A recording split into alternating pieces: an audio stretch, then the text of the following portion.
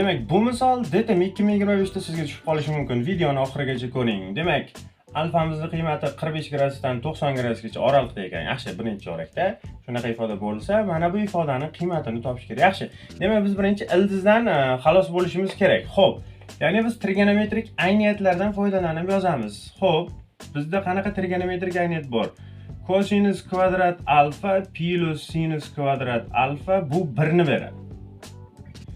Ikkilangan burchak formulasidan buni yoyib yozadigan bo'lsak, 2 misol kosinus alfa ko'paygan sinus alfa.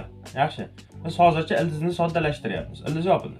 E'tibor bering, bu yoqda qisqa ko'paytirish formulasi, ya'ni ayirmaning kvadratiga kelyapti. Demak, yozishimiz mumkin.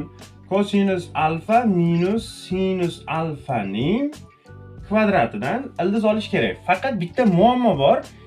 Mana bu ifodalarni qaysi biri katta kichikligini bilish. Endi mana bu burchakka qarasak, 45 va 90 ning orasi.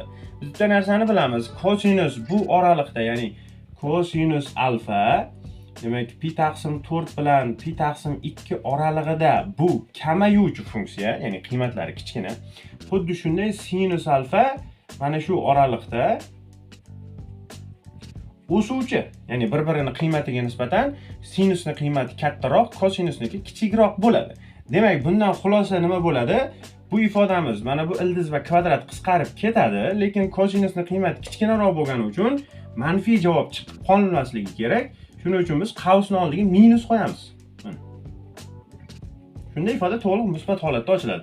Endi qavsni ochib olsak, minus kosinus alfa plus sinus alfa. Va biz bunga mana buni ham qo'shib qo'yamiz, ya'ni minus kosinus alfa plusdan sinus alfa va yana kosinus alfa. Ular qarshi ishorali bo'lgani uchun teng bo'ladi va biz javob sinus alfaga teng bo'lar ekan. Unutmang, bu misol DTM 2020 tushib qolsa, uning javobi mana bunaqa bo'ladi. Videoni oxirigacha ko'rish uchun rahmat. Like bosish, komment yozish, abituriyentlarga, o'quvchilarga yuborib qo'yish esdan chiqmasin. Imtihonda barchangizga omad.